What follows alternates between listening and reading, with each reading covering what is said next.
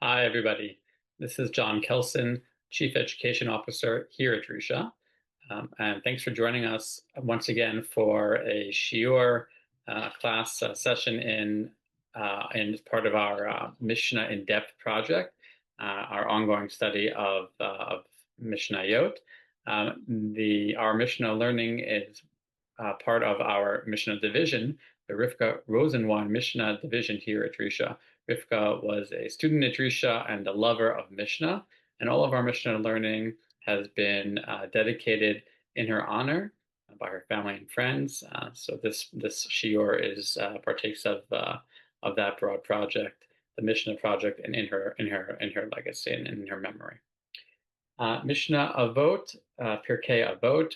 This is the fifth of six recordings to accompany your independent learning of Mishnah Avot. Let me share a screen here. Okay. And I want to note that of the themes of Mishnah Avot, there are many topics that are addressed within this tractate. Variety of topics, but there are some common themes which emerge. And one of them is what I would call discipleship. What does it mean to be a student of the sages who are listed here or not listed, to be a student of these avot, to be a talmid chacham? How does one do that? What are the practices and virtues and dispositions which it takes in order to be a talmid chacham, or a talmidat chachamim, a student, a disciple of these sages? And that question, it's not surprising that kind of a scholastic culture such as that of the rabbis would focus and have, would repeatedly turn to the question of what it takes to be a student, to continue on and to propagate that culture, to continue that project of learning. It's not surprising that kind of culture would focus on what does it mean to be a Talmid Chacham, especially I would say within the context of a vote. This might be especially important because we'll remember again, and here I have the first source, the first Mishnah Avot, where the line of transmission is articulated. Moses receives the Torah from Sinai, Moshe kibel Torah Sinai, and passes it to Joshua, and Joshua to the elders, etc., eventually making its way to the men of the Great Assembly, Anshe Knesset HaGedolah. And they say three things, one of which I've underlined is, establish many students, Ha'amidu, Talmidim Harbe, not just one student, but have many students, right? The importance of many students. The reason that's important for this text, and I'd say for the tractate at large, is that if this Torah, which has been received at Sinai and passed on from one group, one individual to another individual, like in the case of Moses to Joshua, or from one group to another group, as in the case of, for example, the prophets to the men of the Great Assembly. If this project is to continue, then the establishment of bona fide, responsible students and disciples is critical to the continuation of the line.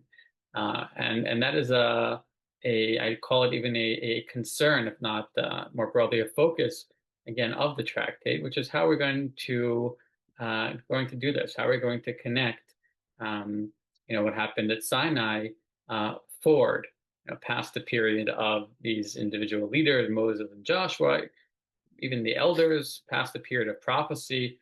How are we going to continue to pass this forward? So it's not surprising that the tractate, and here I just have a selection of sources, but there's actually several more additional mishnayot in the tractate that deal with discipleship. And you'll have this source sheet for yourself. And as you're learning through Avot, I would encourage you to note for yourself whenever teaching about discipleship, what it means to be a talmid, or for that matter, I should say, not only disciple, but perhaps also to be a rav, to be a teacher who is responsible for one's students. But note for yourself whenever this issue arises. Here I'll just cite, for example, chapter 1, Mishnah 4, which I want to focus on. Yossi ben Yozer ish Srida, Yossi ben Yochanan ish Yerushalayim kiblu mehem. So these two pairs are continuing the train of transmission in Jerusalem.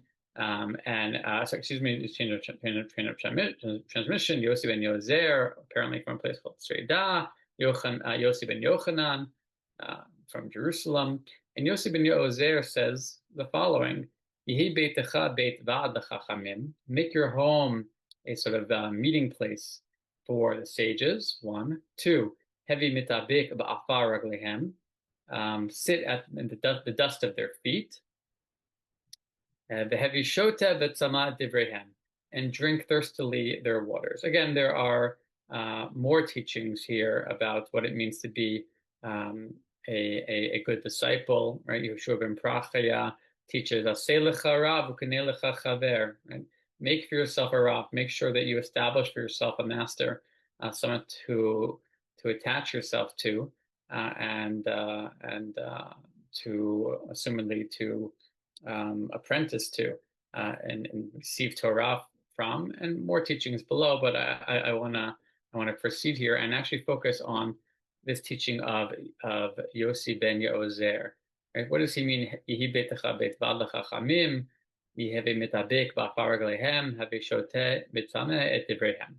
So, in order to unpack this text, I want to turn to Avot ben Natan. Avot ben Natan is a later rabbinic text, thought to perhaps have emerged from and be composed or redacted in the Gaonic period, and its exact sort of relationship with Mishnah Avot is hard to articulate, but it's something like a Tosefta or even Talmud, or perhaps some think of it as kind of a midrash on Mishnah Avot.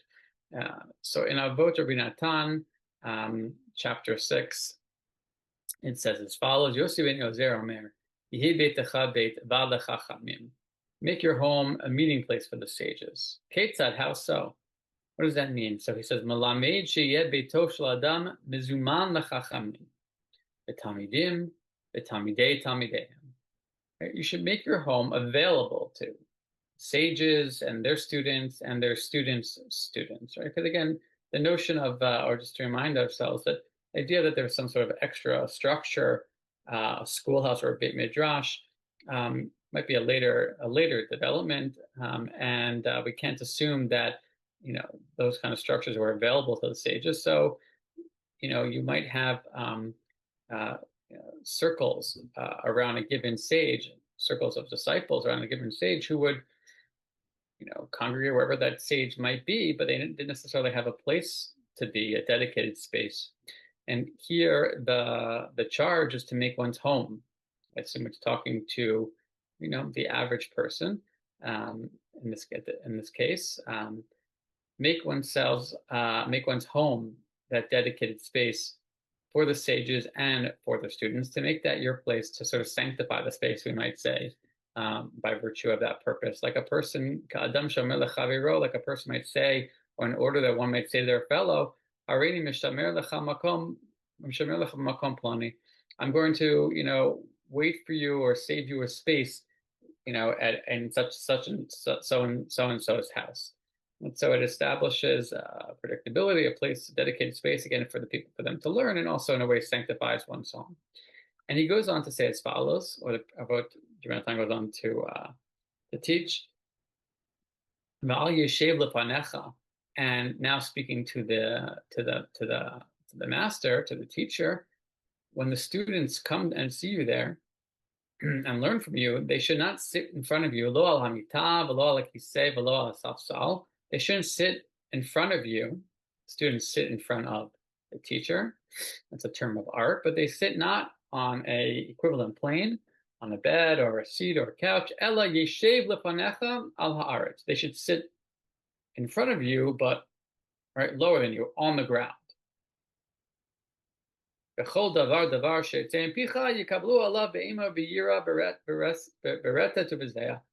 And every word that comes out of your mouth, that emits from your mouth, they should receive it, or he should receive it upon himself, he the student, with fear and awe and quaking and trembling.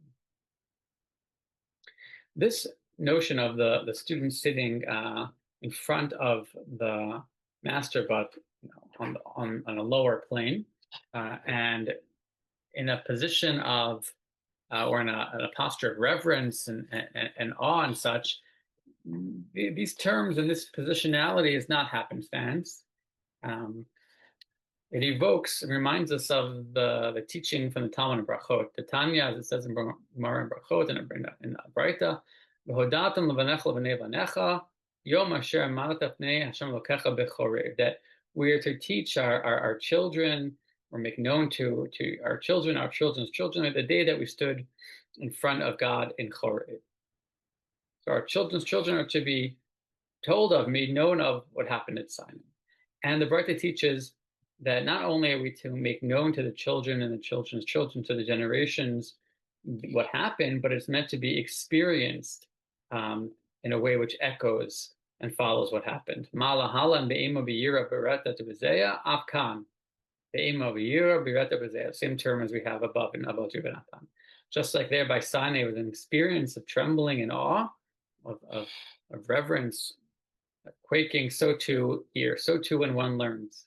When one learns of the experience, I'd say more broadly, when one learns with those same trembling, reverence, and awe. So the sitting in front of the master on the ground, I mean, yes, it's established a hierarchy and authority, but it also mimics a Sinaitic experience, right, with the source of Torah coming from above, and the recipient of the Torah. Look at the language here of Yikabluhu Alav, Moshe Kibel Torah Misinai, right? The pairs receive the tradition from the one above, right? Yikabluhu Alav, one is to receive Torah in the sense of Kabbalah, to receive it, and in a position which evokes the experience of the human being receiving the Torah from a higher source on Sinai, not only in the sense of the positionality, but also with that reverence and such. So what's being claimed here is that the experience of Talmud Torah and of being a true disciple has to be one which continues the process begun again in the opening Mishnah of Avot. Moshe Kibel Torah Misinai u'misara liYoshua, etc. The Torah is received from Sinai and passed forward, and any learning which happened thereafter, especially after the period of the men of the Great Assembly, and on to all the sages who are cited in Mishnah Avot and further, has to remain connected to what happened at Sinai. Has to remain connected to the experience of Moshe Kibel Torah Sinai, connected by virtue of, among other things, adopting the sort of the experience and the positioning, physical and psycho-emotional of the learner. And Avot Yuvanatan goes on to the next clause of the teaching of heavy mitabik, heavy mitabik ba'afar ragleihem v'shotev atzama divreihem. I have over here davar acher, but here something surprising happens. Says Avot Yuvanatan, heavy mitabik ba'afar ragleihem ze Rabbi Eliezer, v'shotev atzama divreihem ze Rabbi Akiva. Says and here it sounds a bit midrashic. Mitabik ba'afar ragleihem, sitting at the dust of their feet. This is Rabbi Eliezer, right? The famous Rabbi Eliezer, Mishotev Atzamat Divreihem, the celebrated sage Rabbi Akiva, Zed Rabbi Akiva. The positioning of mitabik and the mode of learning of mitabik ba'afar ragleihem, of sitting at the dust of the feet of the sages, that posture is attributed to, or I should say is associated with, better, Rabbi Eliezer. Rabbi Eliezer is the one who represents the mode of learning, of reception, of in a sense, sort of the passivity or the relative passivity of encounter with Torah, of downloading and imbibing that Torah, but it's a very different mode of learning than drinking thirstily from their waters. That is Rabbi Akiva. Rabbi Akiva is the great hero of the Torah Shabbat Peh, and he is the one who is represented by this notion of drinking thirstily from the water. So it's interesting. Avodah Benatan says that this one teaching actually, which ostensibly refers to one way of learning, actually is referring to two different ways of learning. And on the other hand is shoteh betzama et divreihem. And I want to just focus for a few minutes on this teaching about Rabbi Akiva. What does it mean that Rabbi Akiva would drink thirstily from their waters? So this is the stories of Rabbi Akiva's origins are we find several different stories in our sources, and quite intriguing and fascinating origins. Here the story goes as follows: Amru ben arba'im shana haya v'lo shana klum. Rabbi Akiva was 40 years old and hadn't learned a thing. 40, I should say, is it's a common biblical number for a long period of time. Think of the days of the flood or the years in the desert, but it's also the time, of course, that Moses spends on Sinai, two sets of 40 days on Sinai. And I wonder, here I just put this out as a hypothesis, if the notion that Akiva starts learning at 40, or has not yet started at 40, means that in a sense, he picks up where Sinai leaves off. Right? He comes after the 40, not only in the 40 years of his life, but at some level, Rabbi Akiva picks up from Sinai, and I'll explain what I mean in just a moment. One time Akiva was standing by a well. Amar micha kak evenzo. Who hewed out this stone? Who hewed out the stone of this well? And chakak, by the way, is also not only milashon chok, is also kind of a legal terminology, right? And there's a pun here about inscribing and developing, right, laws on a given stone. Or remember that the stone tablets, right, of course, the luchot of Sinai are inscribed upon, and perhaps this is a pun already about Benatan, who was able to inscribe words on the stone, what hewed this stone, right? What water? So they say, of course, Amru lo hamayim shetadir noflim aleh b'chol yom, right? They said, well, it's the waters that always fall upon it, right? The waters that always fall upon it, right? And Akiva seems, incredulous that the waters which fall upon it every day could achieve this. Amru, they say to Akiva, don't you know the verse from Job that indicates that water can smooth out rock? Miyad haya Rabbi Akiva dan kal v'chomer ba'atzmo. Immediately, Rabbi Akiva did a kal v'chomer. Right? He thought to himself, and he thinks to himself, Ma rach pasal atakasha divrei Torah shekasheka barzel alachat kama bekama sheyechakaku. Here's that same term again. Et libi shehu basar badam miyad chazar lemod Torah. And I want to just sort of comment on what he's saying here. Akiva says to himself upon hearing this verse from Job, Avanim shachaku mayim, that water can smooth out rock. Akiva does a kal v'chomer. A kal v'chomer, an argument from minor to major, is perhaps the most human of the hermeneutics through which we interpret the Torah. It's the most rational, it's the most intuitive in a sense.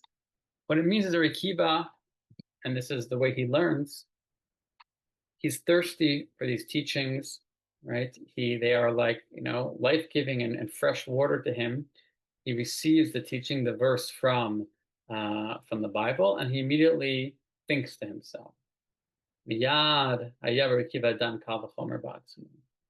What he thinks to himself is, if the soft can pasal takasheh, again, pasal psolacha luchot avanim, right?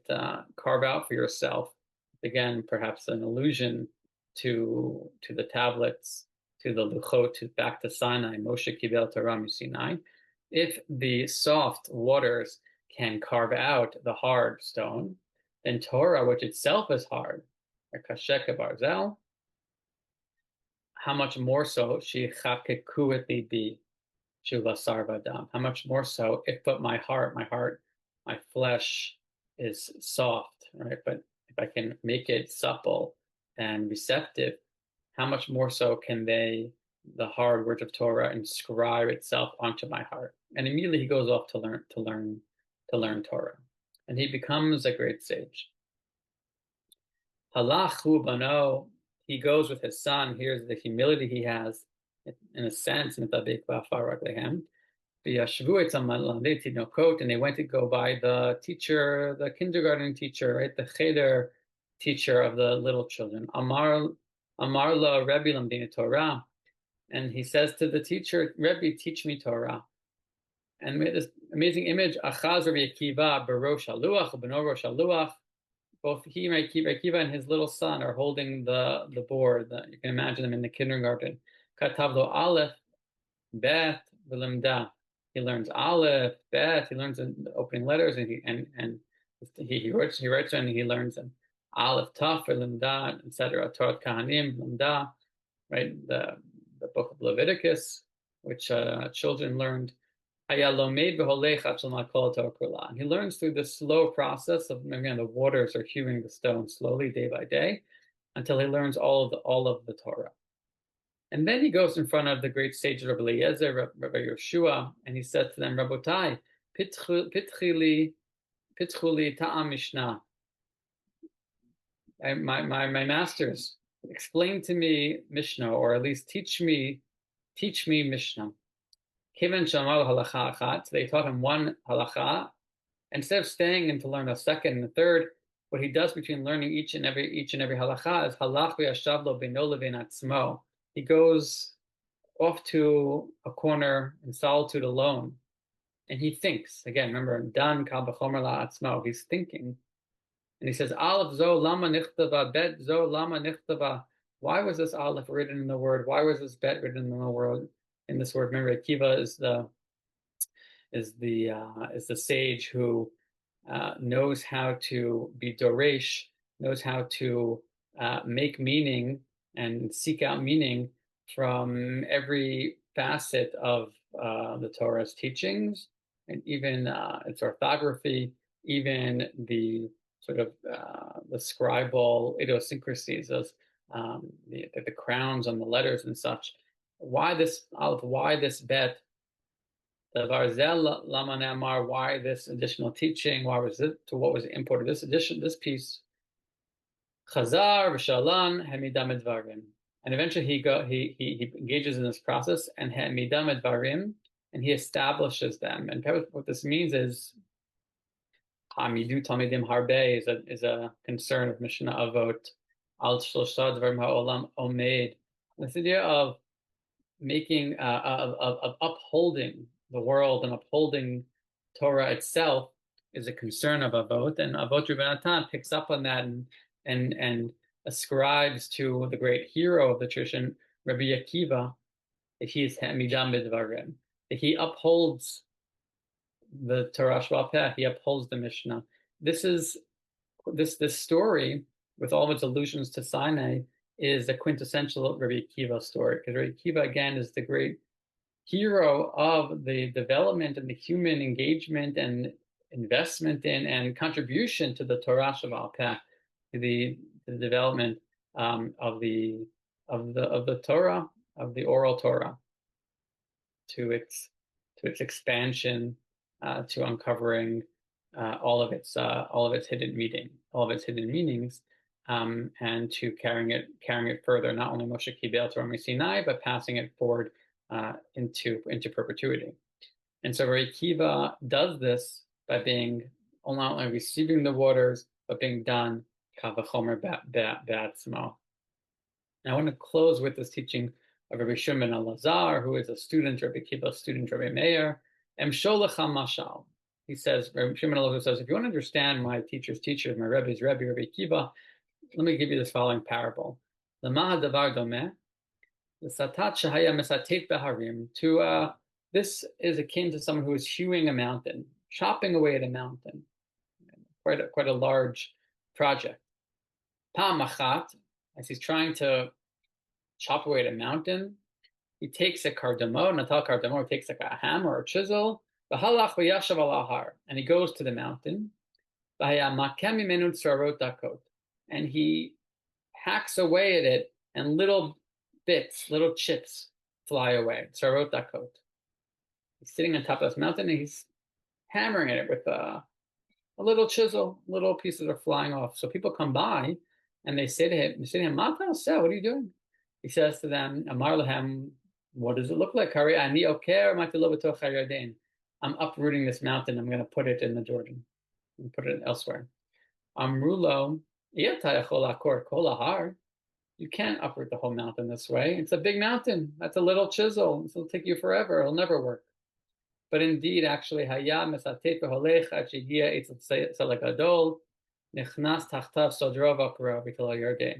no, he actually has it right. He chops away at it little by little until he comes to some sort of boulder, and he gets underneath the boulder and uproots it, and he eventually moves the whole thing. And he says to this boulder, rather, this isn't your place, that's your place. He's oker harim. Thus did Rabbi Kiva do with or to the teachings of Rabbi Eliezer and Rabbi Yeshua. I just want to point out one thing about this text, which is the notion of being oker harim. The notion of being oker harim, of uprooting mountains, is in rabbinic parlance refers to a mode of learning as opposed to Sinai. Right? Says Talmud Masechet Horayot, Amar Rabbi Yochanan. Rabbi Yochanan teaches that there's a debate among the sages. One says Sinai Adif, and one says Oker Harim Adif. Sinai Adif means that the one who is the Mikabel, the recipient of Moshe Kibel Torah Sinai, that is primary, right? That's the primary, I'd say, agenda and modality of the Talmid Chacham in this tradition. To be a Sinai, someone who knows it all, who's collected it all. And the other says, Oker Harim Adif, that the one who uproots mountains, the one who, through the use of their minds, like Kiva Dan Kal V'chomer Ba'atzmo, the use of their minds, is able to encounter the mountain. Perhaps the mountain here is a reference to Sinai. At some level, is able to encounter Sinai and, in a sense, uproot it. In a sense, move it, right? Reorganize it. Rabbi Kiva is known from other sources as creating kind of a proto-Mishnah, receiving all of the teachings from his own teachers and organizing the material received into what becomes into a structure familiar to us from Mishnah. You're about this topic, you're about that topic. Okay, Oker Harim, this is not your place, that is your place. But not only relocating, but also shaping and refashioning to some extent. I would actually say to a great extent. The Torah received, and by doing so, carrying forth the project of the Torah Shalapeh. This again is sort of an implicit concern of Masechet Avot, which is how do we connect the first Mishnah with everything else? Moshe Kibel Torah Sinai, yes, and then you have all these other teachings and traditions in the later stages. What's the connection between them? And I think Avot Rabbi Natan inserts itself here and uses the story of the image of Rabbi Akiva. It expounds upon, right, the modality of Rabbi Akiva as a sort of solution. Right, Rabbi Akiva represents a mode of teaching, a mode of learning, a mode of being a disciple of Talmid Chacham, who receives those waters, right? Who is mitabik, yes, ba'afar regleihem at some level, right? But primarily drinks thirstily and understands that Torah is as water.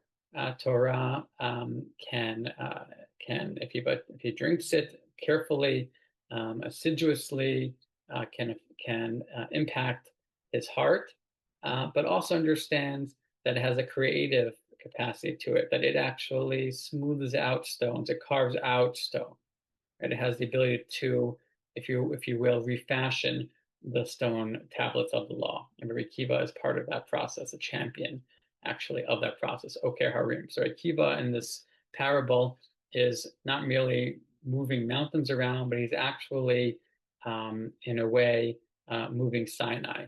And he brings Sinai from the desert and puts it into the Jordan. Maybe he brings it from the desert and brings it into the land, if you will, or closer to the land, brings it into the future.